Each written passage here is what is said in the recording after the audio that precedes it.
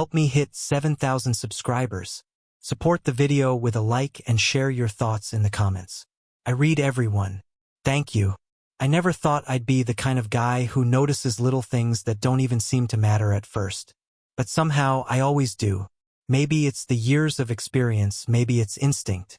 My name is Ethan, I'm 38, and I've been married to Claire for 12 years. Life had its rhythm, work, bills, the usual chaos, but we were steady. Not perfect, but steady enough that I felt confident in us, in her, in myself. Until the day a mistake happened, and everything shifted. It started innocently. Claire had always spoken fondly of her coworkers. She loved her job, loved the people, and I trusted her completely. But then there was Ryan. He was new, charming in that irritatingly polished way, with a smile that seemed designed to catch attention. I met him once at a casual work event. Polite, confident, smooth. Nothing threatening, nothing obvious. Just a guy doing his job. Or so I thought. A few weeks later, I noticed something subtle. Claire would laugh a little louder during phone calls after work, a little longer on her lunch breaks. Little jokes I didn't understand at first. At first, I brushed it off. Maybe she was just in a good mood. Maybe she needed a break from me being so serious all the time. But the gut feeling never left. Then came the first message. A small, seemingly harmless text from Ryan. The type you'd expect coworkers to send. Can you help me with the report later? Nothing inappropriate, nothing that screamed danger. But something about the way she read it, the quick smile, the tiny pause before she replied, it got me thinking. I didn't say anything. I didn't want to overreact. Over the next few days, the signs became clearer. Ryan would comment more, little compliments she didn't mention to me. Claire would laugh at things she didn't usually laugh at, sometimes glancing at her phone mid-conversation, eyes lighting up in a way that made my chest tighten. Not anger at first, just that sinking awareness that something was happening that shouldn't be happening. I decided to be patient. I told myself maybe I'm imagining it. I trusted her. I loved her too much to start a fight without proof. But the tension built quietly, like steam under a lid. And the day it spilled over, I realized how easily a small spark could ignite a wildfire. It happened on a Thursday. I was working late at the office, Claire was home, and Ryan stayed behind for some extra hours. A friend called, mentioned seeing Ryan linger around Claire's desk, acting like they were sharing a private joke. At first, I didn't react. But then I remembered the little moments. The smile at her phone, the texts, the laughter that seemed a little too loud. It all connected. I got home later than usual. Claire was in the kitchen, making tea, humming softly. I watched her from the doorway for a moment. Nothing seemed out of place. She looked exactly as I knew her. The same soft brown hair, the same gentle eyes, the same calm demeanor. But I knew something had crossed the line. "Hey," I said lightly, trying to keep my voice casual. "Long day."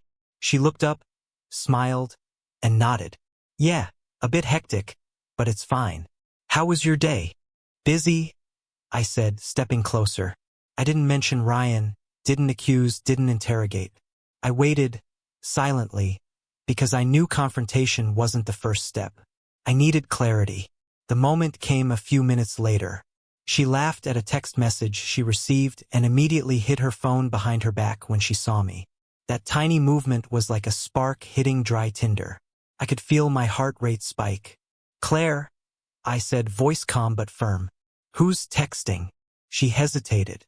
Not because she wanted to lie, but because she realized I already knew, even before a word was spoken. Her eyes flicked toward me, a fraction of hesitation, then quickly returned to the teacup she was holding. "It's just a friend from work," she said softly. I nodded slowly, but my mind was racing. "Just a friend," she said. That phrase had always meant something different to me, but the context made it weigh heavier than any casual explanation could. I didn't speak for a while. I let the silence stretch. There was tension in that quiet, a contrast between the ordinary hum of the kitchen and the storm forming in my chest. I wanted to be angry, I wanted to demand answers immediately. But I also knew that clarity, not confrontation, would win this. Then came the part I'd been waiting for. the subtle, tiny confession hidden in her words without realizing it herself. He was just joking around, she said finally, almost defensively. I didn't think anything of it. Her voice was light, but the tremor at the end revealed the truth. She'd enjoyed the attention. She'd felt the thrill, even if it was just a small spark, and now she was realizing I'd noticed. I took a slow breath. I didn't yell. I didn't accuse. But I made a decision. One that would show exactly what crossing a line costs, and how quickly I could act when boundaries were violated. I didn't need a moment to think. I already knew what had to happen. Ryan had crossed a line, and boundaries in a marriage weren't optional. I picked up my phone and sent a short, calm message to Claire's work group chat. Not to shame, not to embarrass, just to set the record straight. Let's keep things professional. Personal lines stay personal. She looked at me, eyes wide, a mixture of surprise and relief, I think. Relief because she knew I wasn't lashing out, and surprise because she realized how fast I could act when someone undermined trust. Later that evening, Claire and I talked. Really talked, without interruptions, without excuses. She admitted she'd laughed at Ryan's jokes, flirted subtly, and enjoyed the attention. Nothing physical, nothing extreme, but enough that the emotional line had been crossed. The small spark that should have been harmless now had the potential to grow into something far more dangerous. I listened quietly, letting her speak, letting her unpack her guilt. I didn't interrupt. I didn't scold. I simply measured her honesty against what I knew, and it matched. She was sincere about not letting it go further, but the damage had been done in trust, and I needed to act decisively. The next morning, I reached out to Ryan directly. Calm, composed, clear. I wasn't angry. I wasn't vindictive. I simply stated that his behavior was inappropriate, that my marriage wasn't a game, and that if it ever happened again, the consequences would be swift and immediate. The way he reacted told me everything I needed to know. There was guilt, yes, but also fear. He knew he had miscalculated, that his charm wasn't a free pass. He understood the boundaries, and more importantly, he realized how quickly they could be enforced. Claire and I spent the rest of the week in quiet reflection. No dramatic arguments, no shouting, just conversation and honesty. I wanted her to understand that attraction outside a marriage can be dangerous, but mistakes are also teachable moments if handled properly. It's not about control, not about punishment. It's about respect, boundaries, and understanding consequences. By the weekend, things had settled, but differently than before. Claire seemed more conscious, more aware of her actions, and I felt a quiet reassurance that we were on the same page. Not perfect, not magically fixed, but recalibrated. Boundaries were respected. Trust, fragile as it can be, had been restored, strengthened even by the confrontation handled with calm precision. I still remember that Friday evening vividly. The sunset streaming through the windows, Claire making coffee, a small smile as she caught me watching her. I didn't speak. I didn't need to. The silence was comfortable, safe even. That's when I realized something important. Trust isn't just about believing someone won't betray you. It's about knowing that if they do, the consequences are clear, and respect is non-negotiable. Ryan never made the same mistake again. He continued working there, professional as ever, but always aware. No flirtations, no jokes that could be misinterpreted. The lesson had been delivered, calm but firm. Claire and I grew closer after that. Not because of fear, not because of guilt, but because boundaries were respected, and honesty became the center of our relationship. We laughed more freely, shared small daily victories, and appreciated the stability we sometimes take for granted. That small spark outside the marriage had threatened to ignite chaos, but handling it with clarity and composure turned it into a reinforcement of what really mattered: us.